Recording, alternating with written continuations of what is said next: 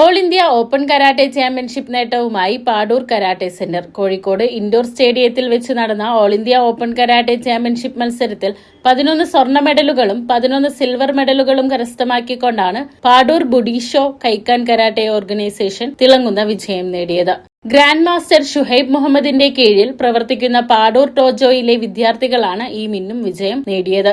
Muhammad Fadil Nehiyan, K N Mazeen, Luqmanul Hakeem, Muhammad Raziq Latheef, Janna Zainab, Yumna Marwa, Irfan Muhammad, Aman Ali, Umar Sikandar, Muhammad Fayis, Hashim Lubaib എന്നിവർ gold മെഡലിന് അർഹത നേടി.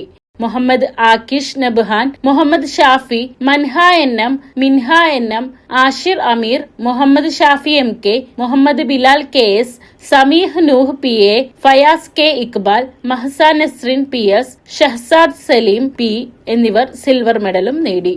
കരാട്ടെ ഇൻസ്ട്രക്ടർമാരായ എ.എൽ. ഷഫീർ, അക്ബർ വെളിയങ്കോട് എന്നിവർ ടീമിന് നേതൃത്വം നൽകി.